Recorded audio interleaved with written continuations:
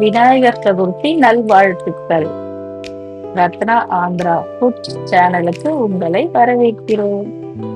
இன்னைக்கு தட்டை வடை, ஓட்டை வடை, அந்த அடை செய்யறது பார்க்க போறோம். தேவையான பொருட்கள்: வெண்ணெய், மிளகாய் பொடி, கருவேப்பிலை, எள்ளு, பூண்டு, ஊற வச்சு எடுத்து வச்சிருக்க கடலைப்பருப்பு, பெருங்காயம், உப்பு எல்லாம். இப்போ மிக்சியில என்ன அரைக்கலாம்னு பார்க்கலாம்னா, தோல் உரிச்சு வைக்க வச்ச பூண்டு, மிளகாய் பொடி 2 ஸ்பூனு. இது கொஞ்சம் காரமா இருக்கணும் இல்லையா, அதனால 2 ஸ்பூன் மிளகாய் பொடி சேர்த்துருக்கேன். பிளைன் மிளகாய் பொடி, அதுக்கப்புறம் உப்பு 1.5 ஸ்பூன் போட்டிருக்கேன். அரைச்சி எடுத்துட்டு வந்தாச்சு. ஒரு பெரிய பாத்திரத்துல மாவு கொட்டுங்க. ஒரு பக்கத்துல வெண்ணெய் சூடு பண்ணி வச்சிருக்கேன் 2 ஸ்பூன். ஒரு பக்கத்துல கடாயில 1 கிலோ சன்ஃப்ளவர் ஆயில் ஊற்றி வச்சிருக்கேன். இப்போ மாவுல கடலைப்பருப்பு, எள்ளு, அரைச்ச காரம், உப்பு எல்லாம் கலந்தது கலவை இதெல்லாம் போட்டு மிக்ஸ் பண்ணணும். வெண்ணெயும் அதுக்குள்ள சூடாயிடுச்சு. வெண்ணெய் எடுத்துட்டு வந்து ஊற்றியாச்சு. நல்லா வெண்ணெய் எல்லா இடத்துலயும் வரா மாதிரி நல்லா கலந்து விடணும். நல்லா சூடாவே ஊற்றணும். எண்ணெய் கூட ஊற்றலாம் வெண்ணெய்க்கு பதில். நல்லா கலந்ததுக்கு அப்புறம் கிட்டல தண்ணி சூடா இருக்கு, நல்லா கொதிக்க இருக்கணும். அப்பதான் தட்டை வடை செஞ்சு நல்லா கலந்து விடுங்க. கருவேப்பிலைய கழுவி காய வச்சிருக்கோம், அதாவது ஈரம் இல்லாம வச்சிருக்கோங்க.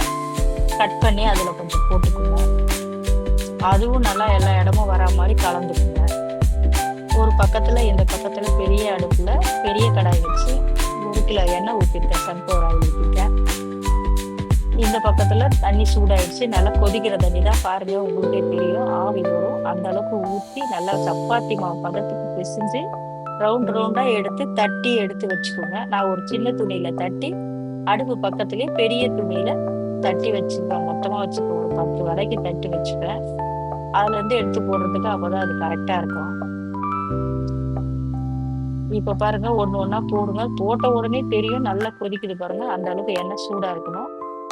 எல்லா தட்டை வடையுமே போட்டுட்டு கொஞ்சம் ஸ்டவ்வை திட்டமான மீடியமா வச்சுக்கணும். கொஞ்ச நேரம் கழிச்சுதான் திருப்பி போடணும். உடனே திருப்ப கூடாது. அதனால கொஞ்சம் கொஞ்சமா எதெல்லாம் முதல்ல போட்டோமோ உங்களுக்கு தெரியும். அதெல்லாம் லேசா ஒன்னொன்னா திருப்பி விடுங்க. நல்லா சத்தம் அடங்கினதுக்கு அப்புறம் தான் எடுக்கணும். அப்பதான் நல்லா மொறுமொறுப்பா நல்லா இருக்கும். கிறிஸ்பியா சாப்பிட்றதுக்கு டீ டைமுக்கு ரொம்ப நல்லா இருக்கும். இப்போ சத்தம் அடங்கிடுச்சு, கொதிப்பு நின்றுச்சு. இப்போ சூப்பரா இருக்கும். எண்ணெய் இல்லாம நல்லா தட்டி எடுங்க. கொஞ்சம் நாளைக்கு வரணும்னு நல்லா பாட்டில்ல, கண்ணாடி பாட்டில்ல போட்டு வைங்க.